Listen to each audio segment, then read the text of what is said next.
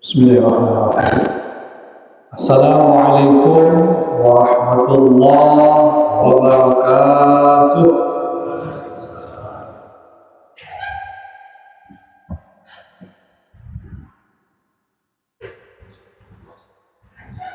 Allahu Akbar, Allahu Akbar, Allahu Akbar,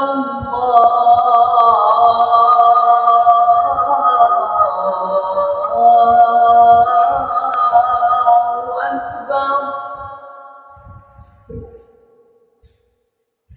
Asyhadu an la ilaha illallah.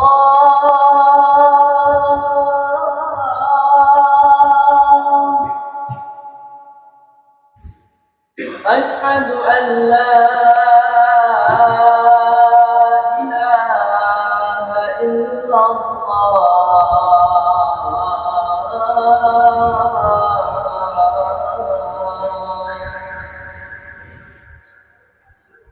Asyhadu anna Muhammadar Rasulullah.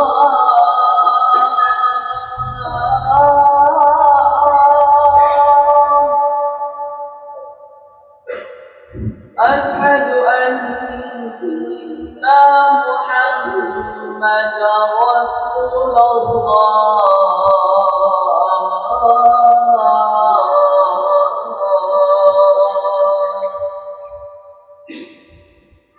Hayya 'alas salah.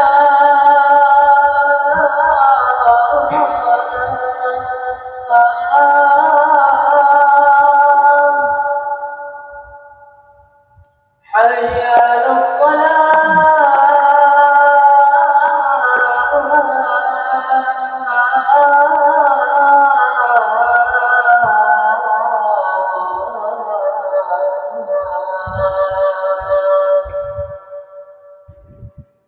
Hayya 'alal falah.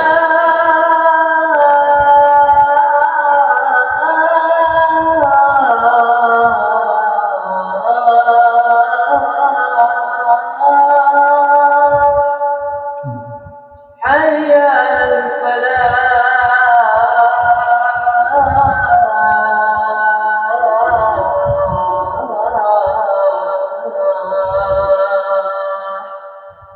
Allahu Akbar, Allahu Akbar. La ilaha illallah.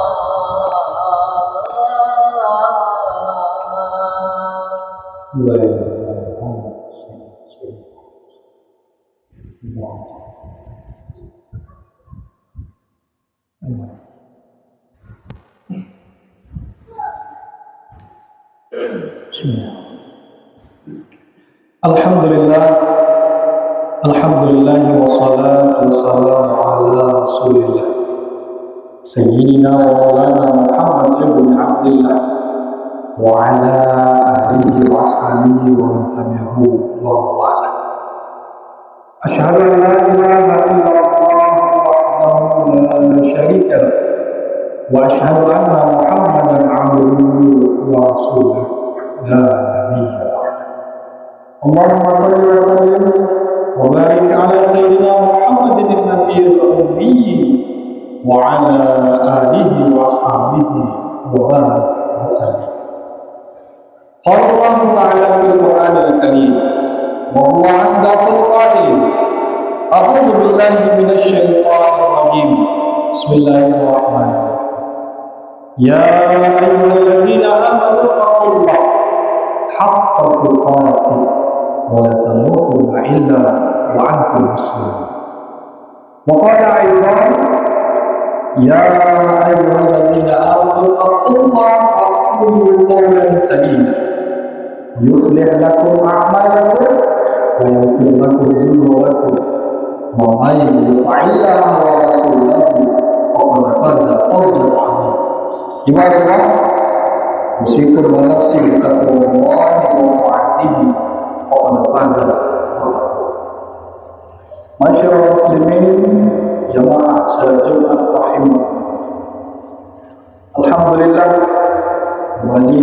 kita bersyukur kepada Allah Subhanahu wa Ta'ala atas limpahan rahmat dan nikmatnya jualah, sehingga pada siang hari ini kita masih bisa melaksanakan salah satu kewajibannya, yakni melaksanakan sholat Jumat secara berjamaah.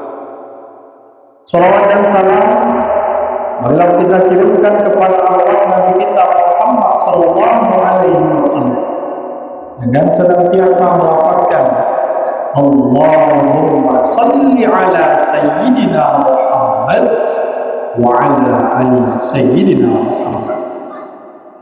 Melalui mimbar khutbah ini, khatib juga berwasiat khususnya kepada diri khatib pribadi dan umumnya kepada seluruh masyarakat.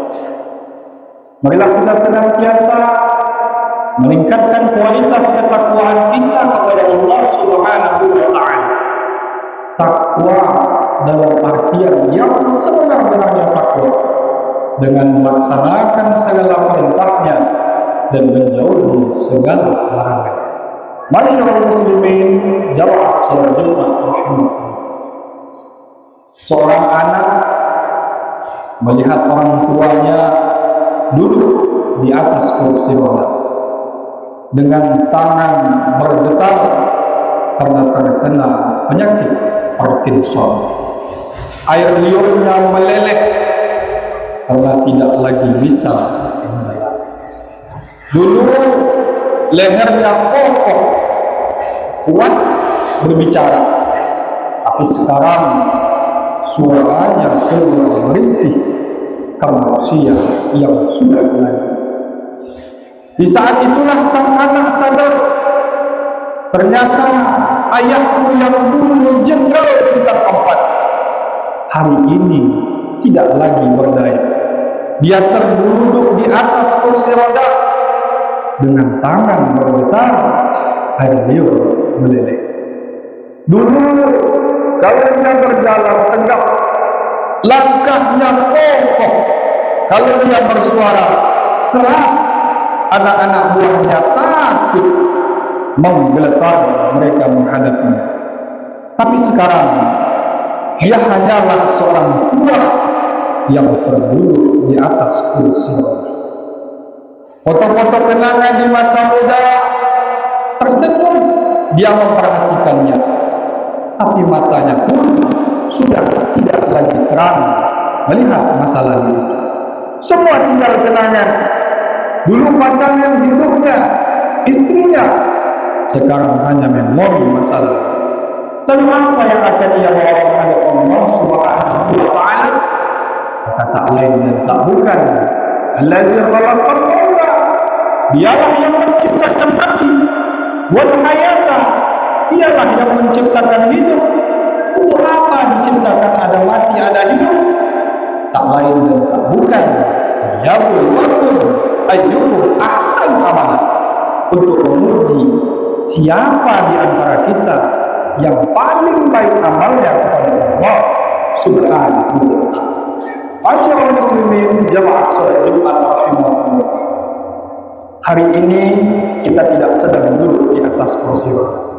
Hari ini kita sedang sehat walafiat, tapi ternyata ada saudara kita yang di luar masjid sana yang dalam keadaan sehat walafiat, lebih sehat dari kita. Kenapa mereka tidak ada bersama kita pada siang hari ini? Karena mereka sedang musyafir. Allah membolehkan mereka untuk jamaah takhir karena mereka di luar sana sedang dalam keadaan langka. Tapi ternyata ada yang tidak musyafir, tidak dalam keadaan langka, sehat walafiat. Kenapa mereka tidak ada bersama kita pada siang hari ini? Karena ada satu nikmat besar yang dicabut oleh Allah Subhanahu wa Ta'ala, yakni nikmat istiqomah dalam iman dan Islam. Alhamdulillah, nikmat besar itu ada di dalam diri kita. Kita takut meninggalkan salat Jumat. Man tarakal jumu'ata salasa maratin ta'awunan, barang siapa yang meninggalkan salat Jumat 3 kali berturut-turut, tidak ada unsur syar'i, karena menyepelekan perintah Allah, taballahu ala qalbi, Allah mengunci pintu hati. Inilah azab di atas azab, karena azab yang pertama menimpa manusia itu terletak di dalam hati. Khatamallahu ala qulubihim, hati terkunci, wa ala sam'ihim, telinga tersumbat, wa ala absarihim ghishawa, mata tertutup. Kalau sudah telinga tersumbat, nasihat tidak lagi bermakna. Kalau sudah mata tertutup, segala yang dilihat tidak lagi menjadi iktibar pelajaran. Itu semua berawal dari hati yang terkunci. Salah satu yang menyebabkan hati terkunci, meninggalkan salat Jumat tanpa unsur syar'i. Nikmat besar hari ini kita bisa melaksanakan salat Jumat. Idza nudiya lis-salati min yaumil Jumat, jika kamu dipanggil untuk melaksanakan salat Jumat, fas'au ila zikrillah, bersegeralah mengingat Allah, wa zarul bait, tinggalkan jual. Hari ini ada saudara kita, kerabat kita, tetangga kita yang terbaring di rumah sakit. Ada yang terbaring di ruangan ICU. Hari ini sayup-sayup suara azan masuk ke dalam ruang rumah sakit, meleleh air matanya. Kenapa? Kalau dulu di waktu sehat sempat beribadah, maka penyesalan tidak terlalu banyak. Tetapi kalau di waktu sehat walafiat, tak sempat melangkahkan kaki ke rumah Allah, tak sempat melaksanakan salat Jumat, tak sempat mendengarkan khutbah, maka tiada luka di atas luka. Air mata meleleh, tak dapat mengembalikan masalah. Lan tarji'a ayyamul lati madat, yang berlalu tak dapat diulangi kembali. Penyesalan selalu datang di akhir perbuatan, tetapi saat itu penyesalan tidak lagi bermakna. Apa kata manusia kelak di yaumil akhir, ketika sudah melihat azab Allah Subhanahu wa ta'ala? Rabbana, ya Allah ya Tuhan kami, absarna, kami sudah melihat azab-Mu, wa sami'na, telinga kami sudah mendengar tangisan, pekikan, teriakan penghuni neraka-Mu. Farjinna, kembalikan lagi kami ke bumi ya Allah, pulangkan kami ke dunia ya Rahman. Na'mal salihan, kami ingin beramal saleh ya Allah, kami ingin membaca Al-Quran ya Allah, kami ingin melaksanakan salat Jumat ya Allah, kami ingin bersedekah ya Allah. Inna muqimun, pada hari ini kami sudah yakin, seyakin-yakin. Tetapi saat itu penyesalan tidak lagi bermakna, karena dunia tidak lagi utuh. Semua yang lampau tak mungkin akan kembali. Oleh sebab itu, amal soleh yang akan kita bawa menghadap Allah Subhanahu wa ta'ala, kalaulah sempat kita membaca sepotong dua potong ayat Al-Quran sebelum kita berangkat bekerja, kalau sempatlah kita melaksanakan salat sunat duha sebelum berangkat bekerja, kalau sempatlah mulut kita mengucapkan subhanallah wa bihamdihi, subhanallahil azim, kalaulah sempat kita menyisihkan sebagian harta kita untuk pembangunan masjid, untuk pembangunan sekolah agama, itulah yang akan dibawa menghadap Allah Subhanahu wa ta'ala. Adapun rumah besar dengan beberapa semen, dengan beberapa besi yang banyak, itu hanya akan menjadi puing-puing kenangan.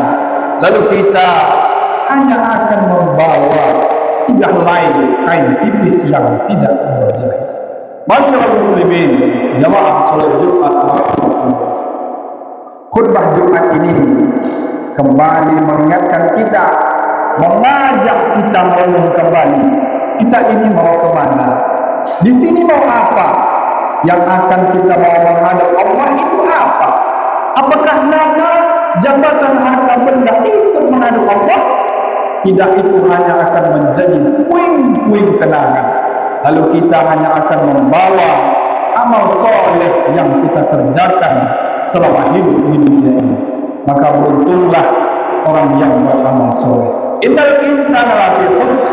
Sesungguhnya manusia itu rugi. Illal ladzina amanu, kecuali orang-orang yang beriman, wa amilus shalihati, dan orang yang beramal soleh. Maka keduanya adalah orang yang beruntung, karena dia akan mati membawa iman dan amal soleh. Demikianlah khutbah kita pada siang hari ini. Mudah-mudahan khutbah yang singkat ini bisa menyentuh hati kita, sehingga kita senantiasa meningkatkan iman dan amal soleh kita kepada Allah Subhanahu wa ta'ala. Amin, amin ya rabbal alamin. Fa'tabiru ya ulil absar la'allakum turhamun.